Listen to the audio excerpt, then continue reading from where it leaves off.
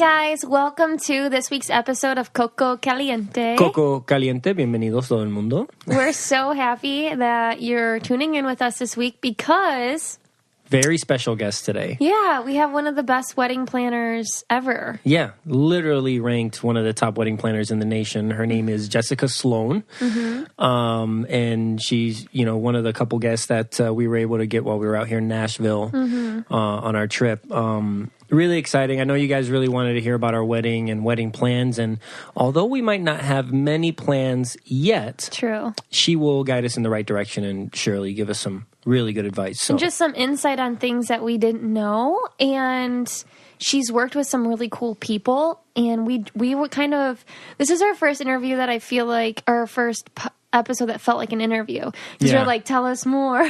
Oh, yeah. I was digging in. Mm-hmm. I mean, I was trying to pull everything I could from her just because... how often do you have an expert like that, right in front of you? And when she's gone, it's like, you don't want to text. Yeah, she's so sweet. But before we get started, let's read a couple reviews. You guys have been doing awesome.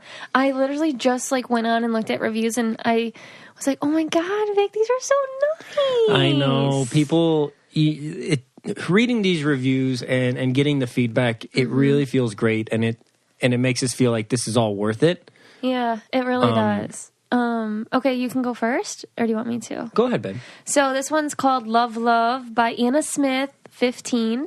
Love this podcast so much. I tell my friends and my family about it because it's just so refreshing. Love both Nicole and Vic and their personalities. Could listen to it all day long. Oh, that's very sweet. Thank you. And so mine is also called Love.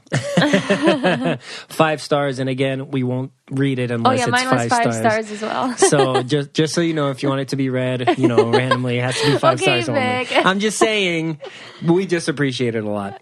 This is from Kayla Como, and it's spelled, and I think she's from Louisiana because the last name is Meaux. And for those that don't know, that's... Silent. Yeah, so it's Como. Mm-hmm. Yeah, anyway.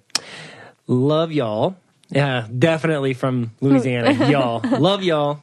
I love getting to know y'all on a different level. Thank you for being your real, authentic selves. I can't wait to listen and laugh with y'all every week. Keep up the good work. Thanks. Yeah, so definitely makes us feel good. Definitely keeps us pushing forward and doing this week after week. And anyway, we really hope you enjoy our guest. Yeah. Somebody that we found to be, I guess, one of the best wedding planners out there, right? Yeah, Which fits perfectly for us because... we have nothing done. We have nothing done. So, yeah, Jessica Sloane, thank you for being here. Thank you for being our guest. Thank you for having me. Yeah, no, just, I guess, first and foremost, just tell us a little bit about yourself and, Sure. I guess, your accolades. Sure.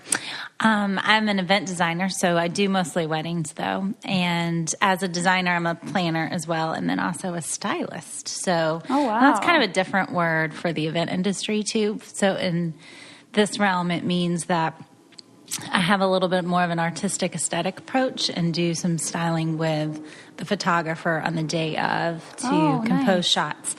And then I've also worked for some other stuff doing styling, like editorial work and that kind of thing. So I have a little bit of a different eye, I would say, than, it's not just logistics. Yeah. It's a little bit more than that. So, creative. That's the best part. Because your Instagram's really cool, really pretty. Oh, thank you. Aesthetically pleasing. Because I saw that you were also, named one of the top Instagrammers to follow for wedding planning. And Martha Stewart. By good old Martha.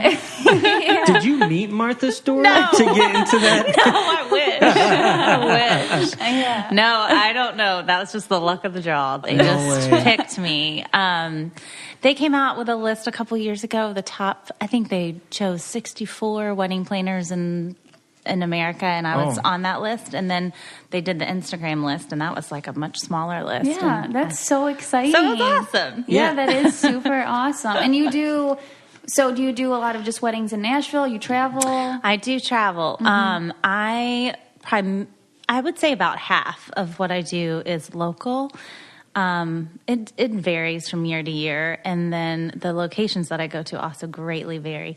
Sometimes the clients live in Nashville and are getting married somewhere else, but most of the time if they're getting married in Nashville, they don't live here because actually Nashville is currently the top destination location for weddings and also bachelorette parties. Yeah. That's where I want to come here. Nashville's my favorite place. It's just so fun. Yeah. And everyone's so nice. And then for finding venues, I feel like this is a gold mine. Well, it depends on the type of venue that you want. There's a lot of barns. Yeah. So there's mostly that. It's a little bit harder to find things that are outside of the box here, I think. It's possible, but it's a little bit more challenging.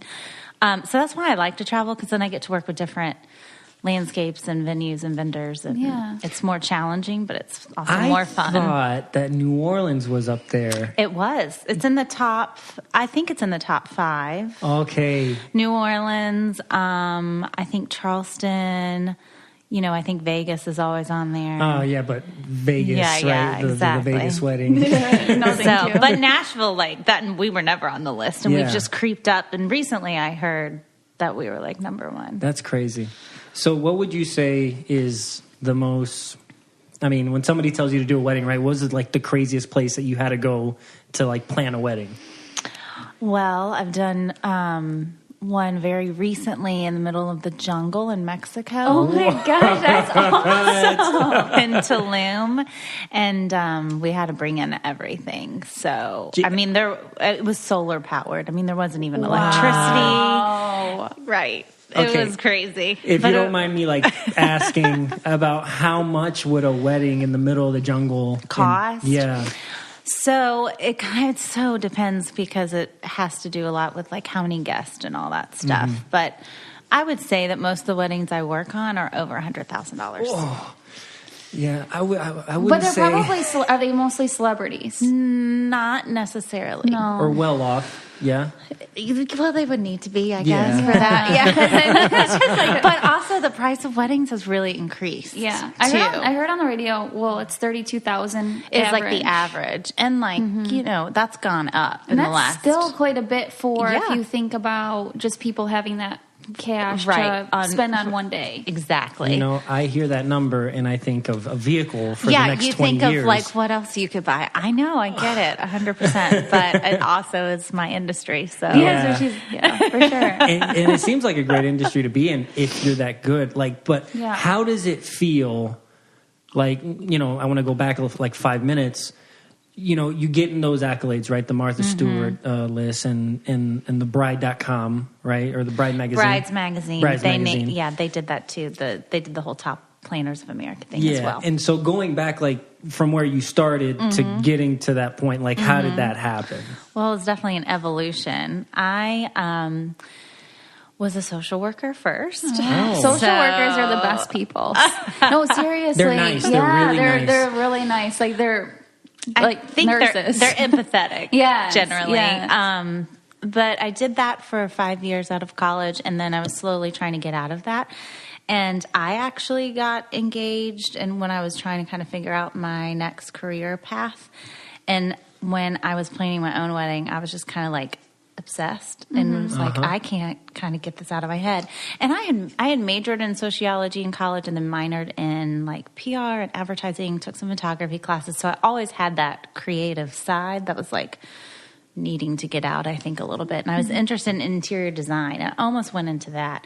But what made sense, it just made sense to blend kind of that creative side with the social work side, because of what I do now. It's very much therapy in some ways with my clients, because I'm using a lot of assessment tools and I'm managing a lot of family dynamics and usually mediating some and those kinds of things, and figuring out for people what's really important to them. How are we going to make everybody happy? Everybody has an opinion when it's a wedding. And so there's always things that come up, family dynamics, whatever. And I think that background really helped me get into it quickly and be good at it, successful at it. But aesthetically, I ended up doing, after my own wedding, I ended up doing a photo shoot with photographers that I had met through planning my own wedding and those kinds of vendors. And that was immediately published. This is when blogs were a big deal. Yeah. 9 years ago. Yeah. And it was on Style Me Pretty, which is the main one. And so the very first thing I did was published, and that was huge. So I was really lucky in the beginning to get published a lot on blogs, and those publications generate. Now, no one reads those, and they just see it on Pinterest. So you still want to get published and like get things pinned or whatever. But I've always kind of gotten business from people being drawn to my aesthetic and seeing my work. That's kind of been a primary. Wow, so it just sounds like it just really happened for you right away. It did. I mean, it wasn't definitely. If you look at I'm embarrassed to say, if you look at what I did then to what I do now, it doesn't even look like the same person did that work. Because you really evolve. Yeah, for sure. Things change too. Yeah, and your own style evolves. I mean, my old Instagram selfies. I'm like, I need to delete these. Right? Exactly. Don't scroll back. I'm like, oh, nobody cares to go that far. Right. It's a lot of work, so anyway, I feel lucky to do what I do and really love it. And now I generally take under 10 weddings a year so that I have time to do other things too when they come up. Like if I get a chance to do some editorial work or I did styling for a magazine recently on a kitchen, random stuff like that. Sometimes. So that's like your interior designs kicking and into, and that's so fun. Yeah. I mean, that's like the ultimate dream. I feel like for me to be able to do interior design, but just not going to happen. Oh, Nicole crushes it. But I just buy everything and then I just put it up. I'm like, look how good it looks. Well, I give her crap every time we go into any store, and she's like, comes with a cart full of stuff, and she looks at me. She's like, okay, I don't need all of this, but let me just sift through and see what I can leave. But every time people come to our house, like, oh my God, it's so beautiful, and I take no credit for that. Awesome. It's fun. But it is fun. Yeah, it is. I like to find a deal too. I'm like the person that likes to go in TJ Maxx and look for my favorite Marshalls and TJ Maxx. I'm like, give it to me. You want to find that little nugget of whatever. And the price is so great and everything's so cute. And everyone's like, where'd you get your stuff? TJ Maxx, Marshalls. But it's I love that store too. So one thing that we talked about before was how much we loved Scentbird. Yes. And you remember what that is? Yeah. Isn't it like you can get 3 to 5 cents or something like that? Perfume or cologne that you can just try out? Something like that, right? So you get to pick whatever cologne or perfume that you want, and they send it to you to try, so up to 5. Yes, okay. Yeah. And I just got mine. Yeah, you did. So what kind did you pick? So I got the Kenneth Cole Black Gold, which smells amazing. The Versace Eros and the 8 & Bob, the original. And it's cool because I thought I had more, so I grabbed one of Nicole's on accident and I sprayed myself, and I smelled like a woman, but it smelled great. Yeah, that's so funny, but it's also so nice that you can try different brands that you want without paying $50 a bottle. Yeah, you don't have to commit to an entire bottle to figure out if you like it or not. And you can take a little quiz too if you're not sure about, because I'm I don't really wear perfume a lot, but I want to find something that I love, and I love Glossier by Glossier You. That's so only perfume now that I will wear. And the quiz is good though because they have so many on there. Yeah, they have a ton of stuff on that site. It can be very overwhelming if you're I don't know what to look for. So take the quiz if you need to. Yeah. And we have an exclusive offer for our listeners. You can get 50% off your first month today. And that's only $7.50 for your first fragrance. Yeah, that's super cheap. Go to Scentbird.com/Coco and use my code Coco for 50% off your first month. Yep, that's Scentbird, SCENTBIRD.com/Coco, COCO, and use the code Coco for 50% off. Sign on and smell amazing. Is it for you because when you're doing an editorial or something, that's a corporate client, right? Not sometimes. This the last thing I was mentioning was Traditional Home Magazine. So that was they were doing a shoot of someone's kitchen and they needed a stylist on board. So I've also worked on a TV show. It was a cooking show for a country artist here. So you just did, what did you do there? Design the back? Prop styling. Oh, cool. So I did the plates and all the stuff, since it was a cooking show, so the food, all the way that it was going to appear once it was done, kind of thing. That's so fun. Yeah. And you know what? That's something that people don't realize, that there is a person hired to do that. Yeah. And it's interesting that I also... think that it's interesting that there's some people that just can't do it. Like they don't. I mean, not nothing against that, but there's like people who just aren't comfortable doing that kind of thing either. And I'm like, oh, it's so easy. They literally like, and everybody does that. Like everybody in industry stuff, they block out a budget for you. Right. You know what I mean? And I think that's really awesome. If you're good at that, you know, that's. Yeah. Will you ever consider like just transitioning to that full time, or you'll never leave weddings? No. Because it was hard. I mean, like it was hard to do while I managed my business, because when you work on TV, it's, 12-hour, 14-hour days for several weeks at a time kind of thing. And I was also trying to, answer emails when I wasn't on set and stuff like that. And it was just probably too much to juggle. But I really enjoyed getting the experience, because it's different anytime you do something. Usually when I'm working on like a photo shoot, you're composing something to be something 3D to be 2D, and working on TV was like, it's all 3D, and you're doing it from these different angles, and all the lighting. It was so technical and meticulous, more so than anything else I've ever worked on, especially with food. Because there was a whole food stylist too. Like I didn't, Jeez. yeah. So it was kind of intense, all that to say. Wow. And so it was a really good learning experience. But no, I'm not really looking to get in the TV world. And I guess just my last question, like kind of on your background, was there a turning point? Because to get the clients that you have now, that doesn't just happen. You know what I mean? There has to be like that one person that gets your name out there. Yes, there was.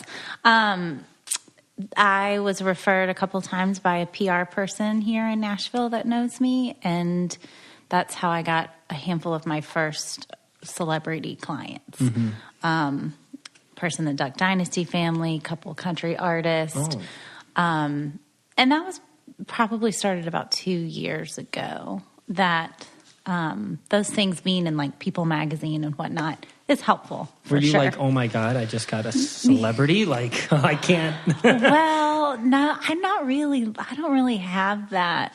You don't get starstruck? No, that's not probably good though for your job. Yeah, I can't. I'm so like nervous. What do I do? Right, and these people become almost my friends. Yeah. I work so closely with them. And to be honest with you, I don't listen to country music. No. That's crazy. That's funny. It's funny because I went to the CMAs with Nicole, You right? Because did. she got invited. She's a huge country fan. Yeah. But I had I had to host the red carpets, and I was freaking out. Like they shouldn't have had me, because I was like, oh my god, what do I do? And so I was walking in, and I got bumped, and my drink spilled, and the guy turned around. He's like, "Oh my god, I'm sorry." And Nicole's like, "Did you know who that was? Who was that? Was Keith Urban." I was like, and I was Spill like, your drink on me. yeah. I was like, he was nice enough to say sorry. The thing is, in Nashville, it's always been, and I've been here for 17 years, so it's a town where you see people who are famous often, at least in the country artist realm. And everybody just kind of leaves them alone, Yeah, like that's what I hear. And that's actually really nice that they can just go out to a bar and have a drink and have, there's no paparazzi situation here. And it's, we still have that small town feel a little bit. So for me, it's never been much of an intimidation thing, I guess. That's good for your line of work for sure, because that could get in the way if it's like, oh my God. Yeah, because I have to be able to tell them like straight up what I think they should do, what my opinions are about stuff. How do you choose? So do people come to you and then you meet them and you decide, like, how does that all work? Yeah. So usually a person would reach out and we'd talk on the phone maybe first and set up a time to meet in person. Yeah. If they're local or if we can. Otherwise we would do it like FaceTime or something. And kind of just feel out like where they are in the process, what's important to them, what they want help with. I'm pretty much just do full planning and design. So like from beginning to end. And it's a very collaborative process. So it's good for them to kind of get a sense of my personality and for me to get a sense of theirs and if it's a good fit or whatever. Yeah. But usually by the time we get on the phone, there's probably a good chance we're going to work together because typically people are drawn to me, like I said, not just because of logistics or just planning, but because they're looking for a specific aesthetic or style. So it's that process is pretty seamless. So is yours, do you do a lot of barn rustic weddings? No. Or so you stay away from that? Yes, as much as possible. because I used to do those. I did, and there's a lot of that here. But my personal aesthetic is a lot more minimal, a little more modern, a little edgier. Yeah. And that's what resonates with me, and it also generally resonates with my clients. Of course, it's still beautiful and pretty, but by edgier, I mean it's a little bit less like fluffy. Like I don't do much in like a ballroom, for instance. Most of what I do is outdoors. Just not necessarily in a barn. A lot of tent receptions and that kind of thing. I saw the last picture you posted of the tent, and it was like, was it like a silk sailcloth tent? Oh my gosh, it was so pretty. Those are beautiful. And I've been looking into them. They're so expensive. Victor brought it up, and I was like, because he wants to have it in the backyard. Okay, but the way she's saying it, I said, maybe we should consider a tent wedding. She's like, I don't just want like the plastic tarp thing to put in the back like a circus. Only type I've seen. Right. Sailcloth tents are expensive, but they are beautiful. Yeah, see. Yeah. But, in Michigan, is that where you would maybe get married? Yeah, that's where we want to get married. So, they're harder to get. It's mostly the delivery cost that's really expensive. So you should see if there's a local vendor that has sailcloth tents. It's possible. So where we live, we've been engaged for 4 months, and I went all gung-ho once we got engaged, got the wedding planning book, was just like researching. I made a whole entire slideshow of what I want my wedding to be. A slideshow? Yeah. Wow. PowerPoint. Correction. Oh, a PowerPoint. 5 months. Come on, baby. Oh, 5 months. Really? Okay. And then I said, you know what, Vic? This is not the style I want anymore. And then I just kind of threw in the towel because I'm so overwhelmed with... He's from Puerto Rico, and his family lives in Puerto Rico. They live in Florida. They live in Louisiana.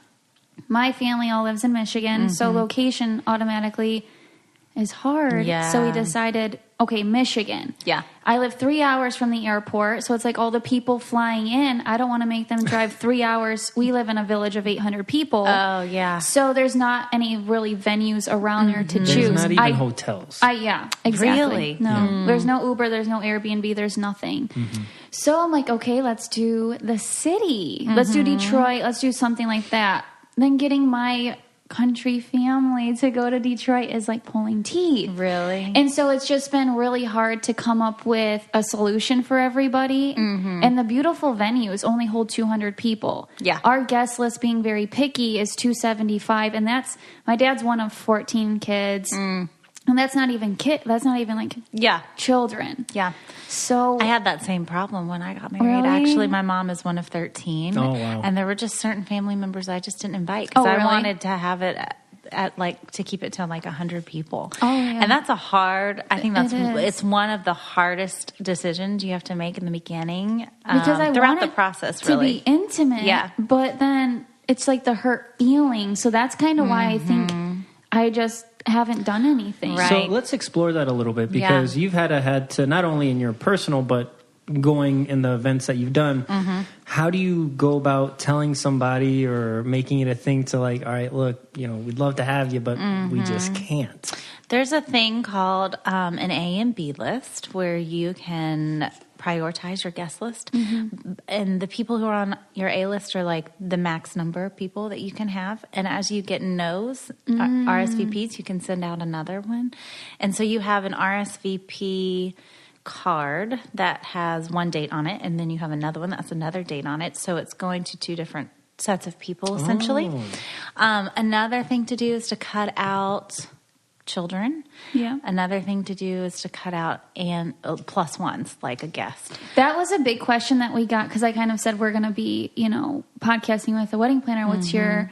What are your questions? And someone had said, a couple people actually, about their plus ones that they decided not to give a plus one. So that's kind of normal then. It's pretty normal.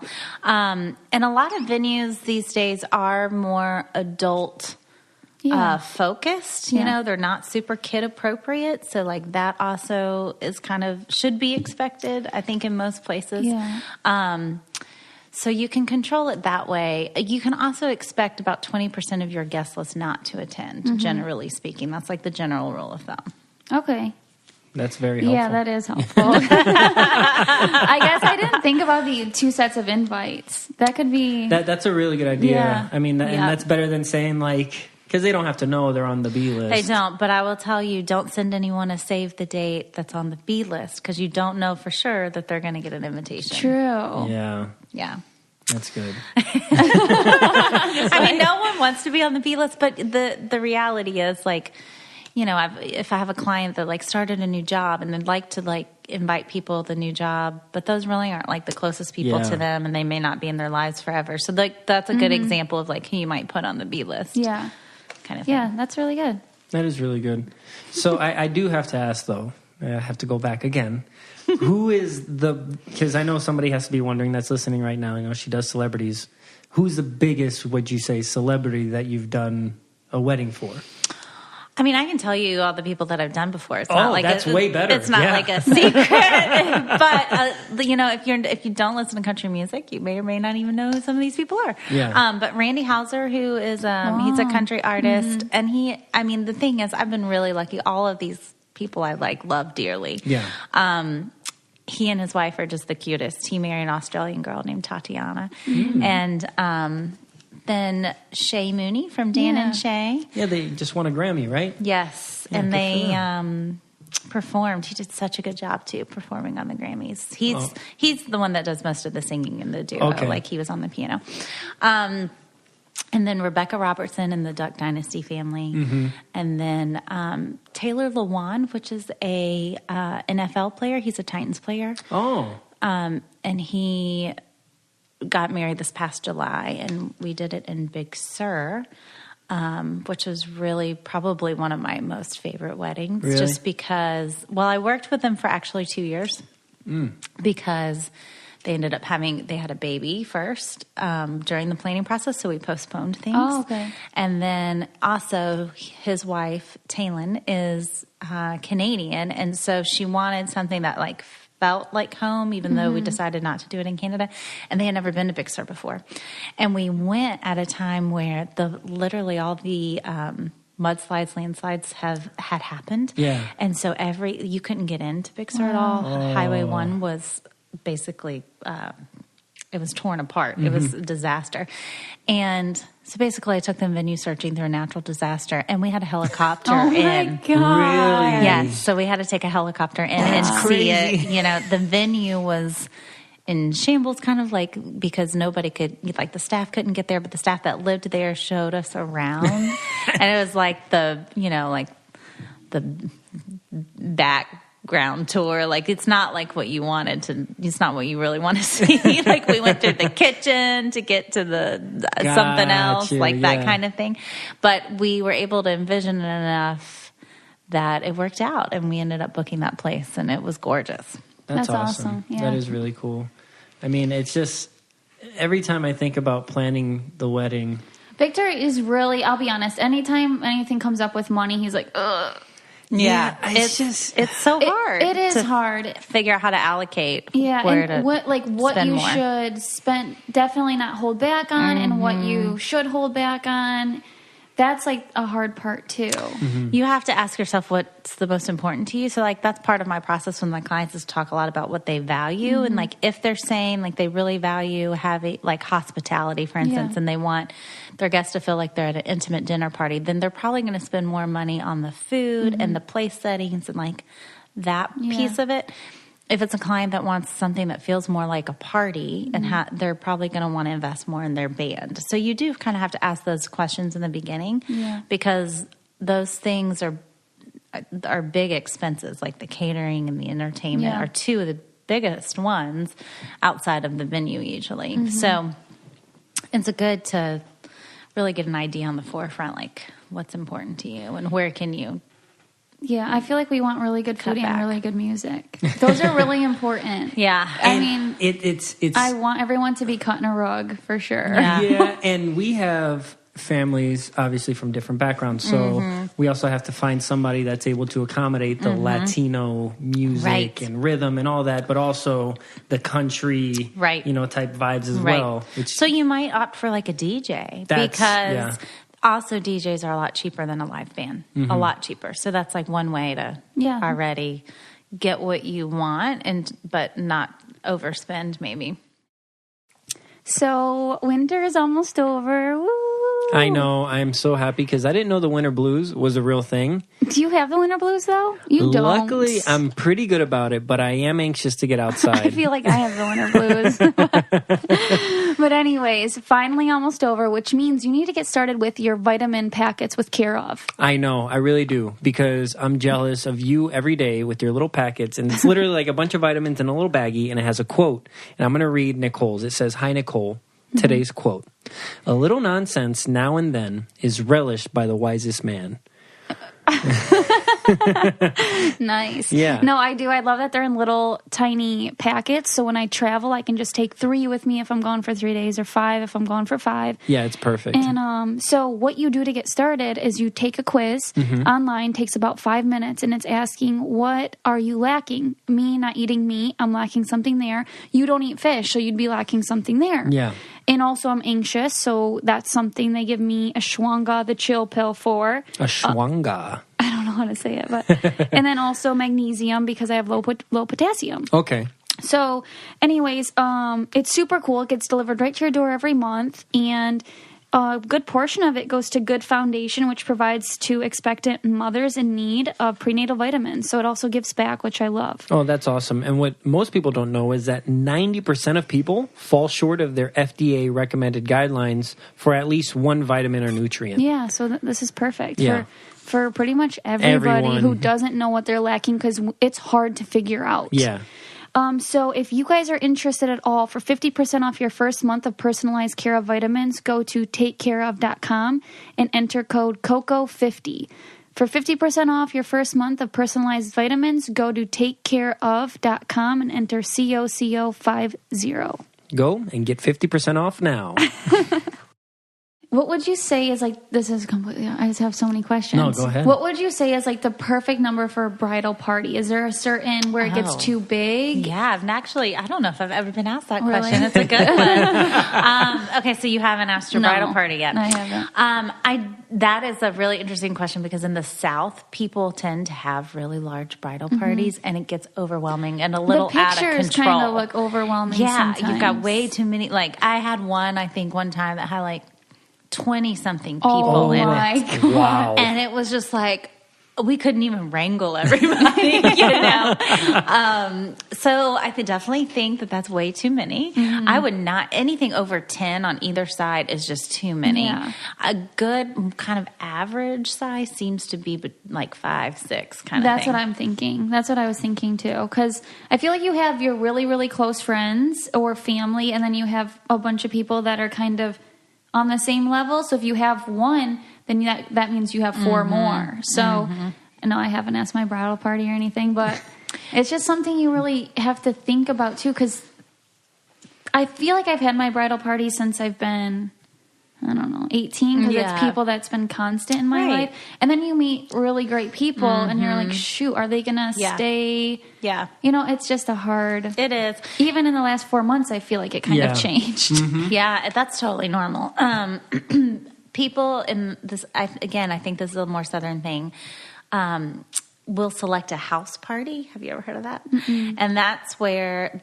like they'll assign other jobs to people so that they're involved, but they're not necessarily like a bridesmaid or a groomsman. Okay. So ushers, for instance, like if you want to ask groomsmen, then plus more guys for ushers, or bridesmaids plus like program attendants or greeters or readers for the ceremony. Yeah, my mom suggested that. Yeah, you can involve them in other ways. Yeah, so I was just curious, because I do feel like sometimes it's overwhelming when I see that, but then it's like, okay, well, they just have a lot of friends. Yeah. I don't have that many friends. Yeah, it's going to be hard for me to pick my bridal party. So I have a question for you in your vast experience. Okay. What is like the worst thing to happen in a wedding, like a horror story, like last minute, somebody backs out and it's like, I don't know if I want to do this. And I haven't had that happen. I've had cancellations during the planning process. I've definitely had cancellations before. What do you mean, like cancellations? Like people called off the wedding. But I have never had someone just like not show up on the day, like a bride or groom. Knock on wood. Yeah. I have done some pretty inclement weather conditions. So for instance, like how it's raining cats and dogs in Nashville right now, and we're under major flood warnings or whatever. There was a huge flood in Nashville years ago. This wasn't that; it was after that. But the venue had planted sod 2 weeks before, and they didn't tell anybody. And we put the tent up so that it would be dry. So the tent went up before it even started raining. It wasn't even supposed to rain, of course. But all that to say, it rained consistently for 2 or 3 days. And because it was sod, it just soaked it up like a sponge. Oh, my gosh. And it became a mud fest. And you can't at that point lay down a floor either. You have to do that before the tent goes in. So they had to embrace it. I mean, we literally announced for people to take their shoes off to go into the tent. Really? Yes. Wow. And it was... ironically on Martha Stewart. And the story, you can find the story there. Oh my That's and it crazy. was hilarious because they all were from California and they just embraced it, and it was awesome because That's they great did that embrace they it. embraced And they were it. like dancing in the mud and all this stuff. But it was kind of like, what can we do? We went to Home Depot and like bought out all of their floor mats and things like that so people wouldn't slide. But it's like there is only so much you can do. And it kept storming and the electricity flickered and Oh my God. How did the bride handle this? Was she... She surprisingly did well. Wow. She was freaking out more, I think, the day before. And then I think she just got to the point where she was like, screw it. There's nothing they can do. And glad it you was have to have that attitude. Yeah. Like, you have to embrace it. That's why I'm kind of worried to have like an outside. Michigan weather is terrible. It's all over the place. I'd say early June is our best bet for weather, but I think having an outside ceremony is really pretty, and then like, what if it rains? I'm gonna feel like it's a bad day, but then really you just got to embrace it. And Nicole worries about anything. Even if we have an inside wedding, Yeah. she'll be like, what if it rains? Well, your photographer will work around it. You make it happen. And honestly, they say it's good luck if it rains a little bit on your wedding day. All right. That'd be good. So I guess on the other side of that, on the non-horror story, is there a time that you were like at a wedding, because you've been to so many, you just started crying because something happened, and you're like, oh my God, this is like the sweetest thing in the world? I'm not super emotional like that. I think if I was, I'd have a hard time doing my job. Because there's a lot of stuff that comes at me on a wedding day. I mean, you will, no matter how much you plan for, there's always something that comes up because that's just the way life is. Yeah. And especially when it's on like this one day where everything has to be perfect. Somebody shows up late or whatever. There's always like a ripple effect too. And so I do get emotional sometimes with like dad speeches or dad dances or things like that a little bit. Those things are touching to me because I'm really close to my dad. But I don't, if I showed any of that at a wedding, like I'm the person that's got to keep it together. Yeah, that's true. Everybody else is losing it, and I better be the one that's got it together, When I think wedding planner, I think J-Lo Me too. with the headset. I know. And I will tell you, I have walkie-talkies and I have a headset. Most of the time I don't use it. I only use it typically if we're in a venue that's like really spread out. And one of my assistants has to have one too. So you own the business, is that correct? Yeah. And then you have people who work for you, so they go to the wedding with you. And It's primarily just me. I have an assistant that's like helps me with logistics and admin stuff. And then I have a production team. And those girls, most of them have been with me for years. And they do other things like, they're not in the wedding business in general, but they've been with me for years and they love doing it. And we are a really solid team now. That's awesome. I'm proud of that. Yeah. yeah. I'm a person of extremes, so what? You like to ask me all the most. I just like feel like we're just like, it's gonna be conversational now. We're just like question. Well, you know what? To me, when you have a professional, this reminds me I of know. like experts on experts for Dak Shepard. Right. I just want to know like the extremes, right? Yeah, so, sure. What is the largest wedding that you've done? The guest count was around 500. Oh. We think a little less than that actually showed up. Not everybody RSVP'd to that one, and it was kind of one of those that were like, well, we're just going to plan for this to make sure. And so probably it was around 450. Oh, That's a big wedding. Yeah. Yeah. But where we live, that's normal. it's so everyone, I guess, and you invite everybody because my cousin's getting married soon, and her guest list is over 450. Yeah, and that's half of our village. That's so. That's more than half of our village. And that would be so expensive just to feed all those people. Well, I guess so. Michigan Wedding, where I live, is you rent out like a hall that's kind of like seems like a like church a fellowship basement hall or something. Type thing. Yeah. Low ceilings, not. Yeah. And so you can get so much food. It's like $8 a person. Yeah. That's not terrible. I mean, there's people that are paying $75 a plate, but you can get it I would say most of mine are like 100, 150. Exactly. And this is $8 a plate. So heck, invite everybody, you know, and then open bars. Is it like barbecue though? Or what are they serving for $8? It's microwavable. You get to pick they have everything. You know what they always have that I hate? It's sauerkraut and sausage, and that smells. I love sauerkraut. It smells atrocious. That's all I know. No, so you pick the meats, you pick the potatoes, you pick the salads. Is it a catering? Yeah, it's catering. It's kind of just like, I guess they're women who maybe have people come help them on the day. But are they like through the church? Maybe. No. Okay. No, it's like Sally and Martha that can cook a bunch, and then they get Amber and blah blah blah, and then they just go at it. Yeah. And this is like small town. Exactly. That's what's that's so different. So where people get married in Ubley, where I live, is the golf course, and that's where I went to prom for 4 years. So I'm just like I don't want to get married there, and telling people that it's not because I think I'm better than that. It's just I want something different. And so that's also I'm always not fighting, but kind of stating my points to even my mom or my grandma or whoever, because they're just like, why can't you just do what's normal?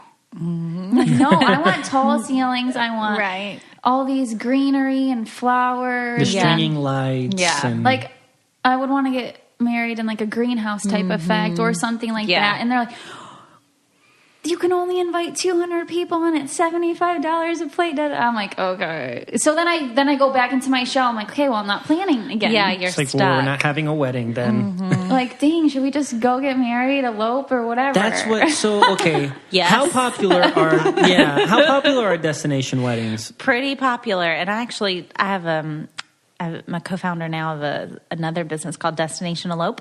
Okay. And that's what we do. We have packages for people who want to just go elope in somewhere cool, get the pictures, do just like up to 20 people, the ceremony, and then, go back home and have the party at the fellowship hall. That's what we kind of talked about. Yeah, and that would be awesome. But your mom couldn't come to both. So that was something that we were deciding, because then they would have to pay for this trip, obviously, to go to the destination. Then they would have to pay for another trip to come to Michigan. Yeah, because I would love to do that and then have a slideshow of like the pictures and where we were, and then I want to do like the choreographed dancing, like all the stupid corny stuff. I want your mom and your parents to be there and have the dances, and we might revisit this idea now that you said it. You save bukus of money. Yeah.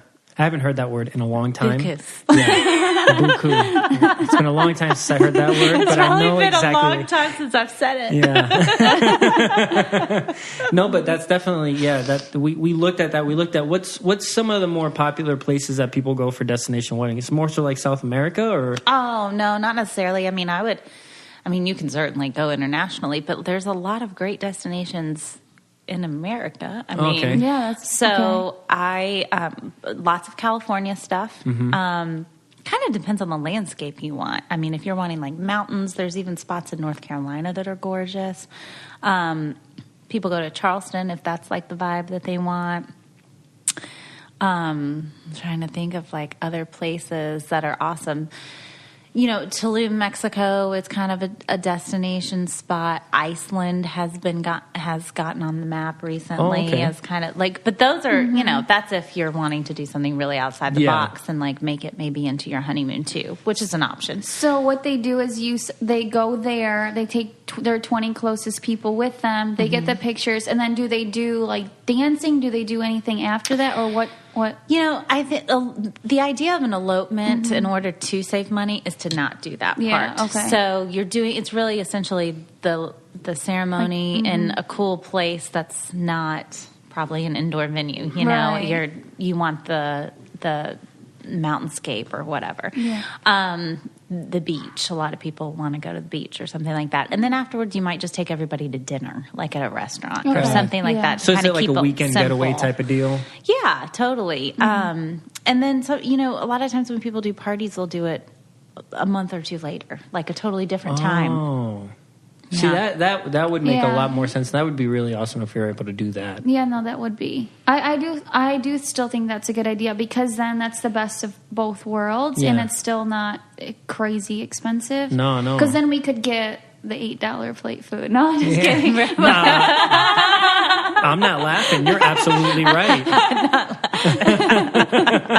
No, it's really good food, but I'm just saying, like, the environment which everyone's used to, and my grandpa would definitely come because they just don't like to travel. Because then we can do it at Fox Hunters. No, we wouldn't do it. We wouldn't do it there. But yeah, so that's cool. Hey, you brought us another idea back to the table. Because when I looked that up, I was like looking up. What was I looking up? Like Bahamas and all that. And I'm like, oh my God, it's crazy expensive. And then to have a party back home. Yeah. It's just. But yeah, to your point, there's a lot of great destinations here in the U.S. that we didn't even think about that. Right. And my family don't have passports or anything. So, I mean, they could get them, but it wouldn't stress them out to have to do that if we found somewhere. Yeah. So just think about like the type of landscape I think that you would want is kind of the question. Like what kind of images would you want to get? And that would help you maybe pick a location. Yeah. What about themes? Are themes super like common to where? Well, we don't really, usually when we're talking about the planning process, we're not talking about themes as much as we are like a color palette. Okay. And that's a thing too that's evolved. It used to be, people would be like, what are your colors? And sometimes you'll still hear that, like maybe more Southern people or more, older people or whatever. But people don't really just pick 3 colors anymore like they used to. It's more of a palette, and a lot of neutrals are utilized more than they used to. Like if you think about it, you don't really see like the pink bridesmaid dress as much. Right. Thank goodness. But anyway, so I think that it's talking about a color palette or a mood is a better way to put that. Yeah. Okay, so we're going to now segue into a segment that we do. It's called Spanish Word of the Day. Oh, okay. Yes. Do you speak any Spanish? I should, because I took it in school and Me too. just didn't really I don't know retain any of it. No. You both So this is going to be funny. Yeah, you both are like everybody else that took Spanish for I don't know how many years, and they don't know. Well, I'll give you a hint. He always does it according to the episode, so it's definitely going to be something to do with a wedding. So okay. That's the only hint. So, and I'll give you the one, because this word, it's like a phrase in Spanish, but it's really kind of like a word in English, right? So the last part of this is boda, which means wedding. So I'll give you that one. B-O-D-A. Boda means wedding. Okay, so you're giving us a phrase and it means one word. It means one word, but it's 2 words. Okay. Oh my gosh. You know what I mean? Like, wait, what are we doing? Are we guessing? Yes. You are, based on what I say, you got to guess what this means, okay? Because he speaks Spanish is his first language. Yeah. Okay, so you're going to give us one word, but it means 2 words, or vice versa. I'm going to give you a phrase, and it means like one word. Okay. In English. In English. Okay. Yeah. So, padrino de la boda. So the last part's of the wedding. Hey, And Good job. And what was the first word? Padrino. P-A-R-I-D-N-O. P? Is that how you spell it?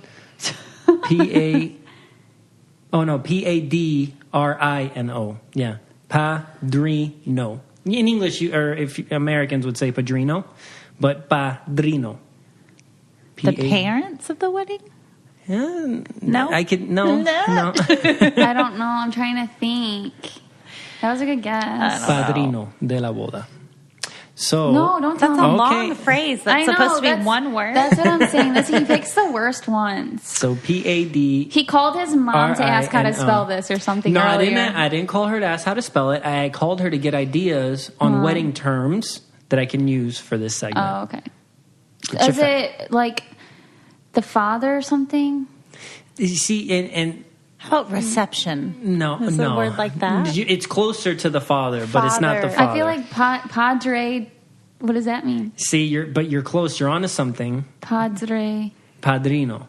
Doesn't padre mean dad? Yes. Okay, Yeah, so that's father of the bride. Father of the bride. That It's not one word, though. That is close, but it's not.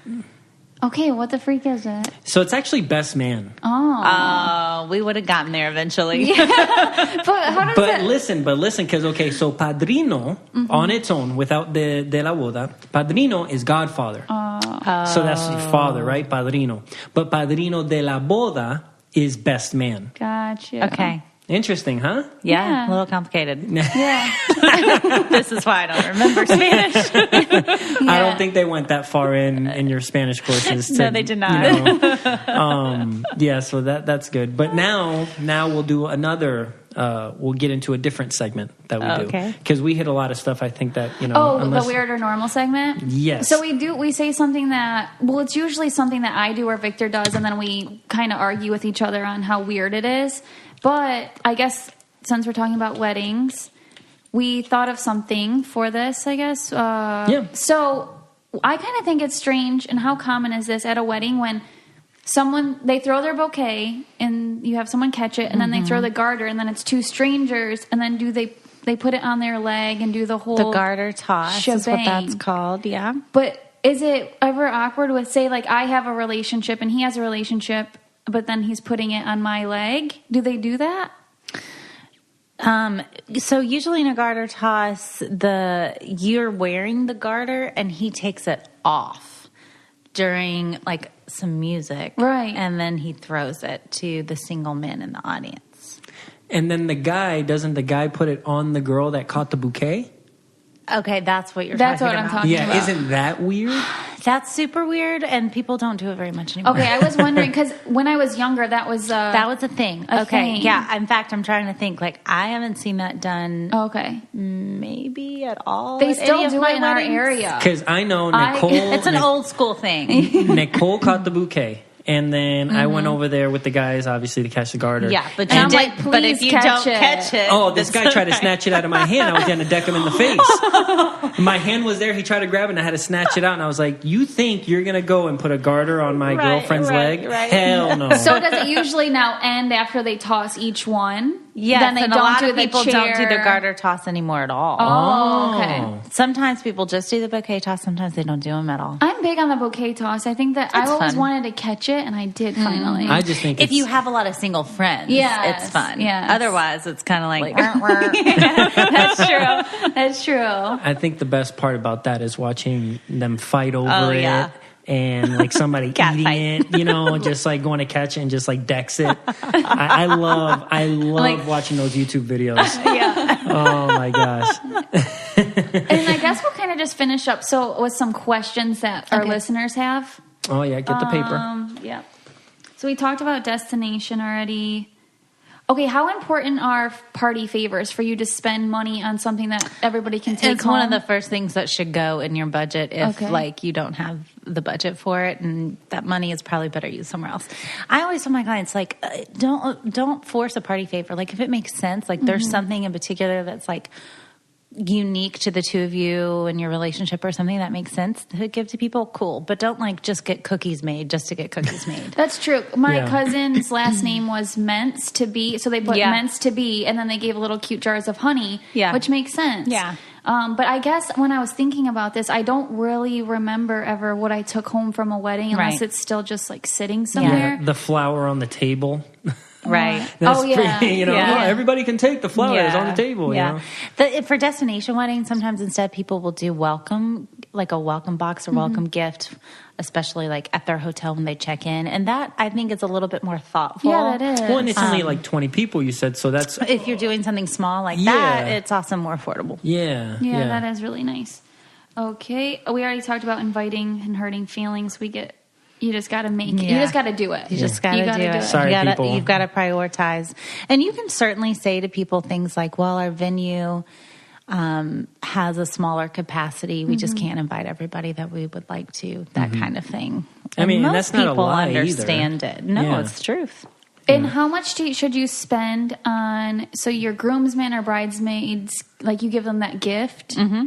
So that was a question, is like, what's the normal, like what should you, I know usually I get like a necklace or a bracelet or something. I don't know that there's necessarily a price range, but I would keep it under $100. Yeah. Okay. So, I mean, Like per person? Yeah. Yeah, it depends on how big your wedding party, Right, your bridal party is I going guess to be. I hadn't thought about that. But. Yeah, but I think more so you want to find something that's they're either going to like or that's like meaningful or something, or practical, because like groomsmen a lot of times will just they're cool if you just give them like the tie or whatever you want them to wear, so they don't have to buy that. Perfect. You know? Yeah. Walmart it is. Or like maybe like Victor. No, you're ridiculous. Hey, you know what? I'm frugal when it comes to no, something but you're like not that. doing that. I know. It's a joke. Okay. It's a joke. I don't know. It's not a joke. You got her all in a tizzy. Oh, this is every day. I love it. Oh, yeah.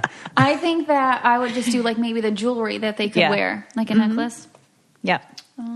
Okay, and what are the things that you should not be stingy on? Like, as far as would it be videographer? Well, I would say photography over that. Okay. Because in my opinion, your photography is what you're going to utilize the most. You're going to frame photos. Your family's going to want those photos. You might put it on a Christmas card. It's your tangible memory of the day. Videography, sometimes people cut out too, because if you spend a lot on photography or get a really good photographer, then it kind of compensates for that. You're probably not going to watch your wedding video very often. That's true. But you are going to keep your pictures up in your house. Yeah. Yeah, Okay. that makes a lot of sense. And I guess that's about it for those questions, because they just were all kind of the same. Okay, so we did pretty Or good. personal questions about our wedding, which we don't know anything. So. Yeah, we just really got to get on the ball. Well, maybe I gave you some food for thought. Yeah. Oh, you definitely did. No, that was really helpful and insightful. Do you have anything else, Nicole? No. All right. Well, you know what? We really want to thank you for coming Thank onto our you. podcast. It's fun. You gave us a lot of information, and I really pushed you to the limit on. I think the Spanish word was the hardest part. So no, yeah, we really appreciate you having on, and don't be surprised if we shoot you a message for some advice down the line. Yeah, absolutely. Okay, so those are some questions. Thank you so much for, we take our comments very seriously. We love to know what you guys want to hear, because when we're planning our next episode, we go by that kind of, like, okay, what are you guys wanting to hear? Because it's very easy when we're on this side to talk about things that over and over again, because it's just like conversation. Mm-hmm. So we need new topics, random topics, whatever you guys want to hear. So thank you for commenting. And I hope you enjoyed this episode. Yeah, we really appreciate that. Don't forget, subscribe, rate, and review. You can listen to us wherever you listen to podcasts, iTunes, Spotify, Google Play, Stitcher, iHeartRadio, any of those platforms. Make sure to follow us on @Coco Caliente Podcast on Instagram. Yeah, we have a really cool giveaway coming up, and we're partnering up with someone awesome. We can't wait to talk about it. Yeah. So, anyways, I just had to put that in there because I'm pumped. Oh, no. It's going to be the best giveaway. So just make sure to be checking in, especially listen to the podcast. But if you follow us on social media, you'll see it. Yeah, so @Coco Caliente Podcast on Instagram, @Coco Caliente Pod on Twitter, and we have the website, CocoCalientePodcast.com. Thank you guys. Thanks.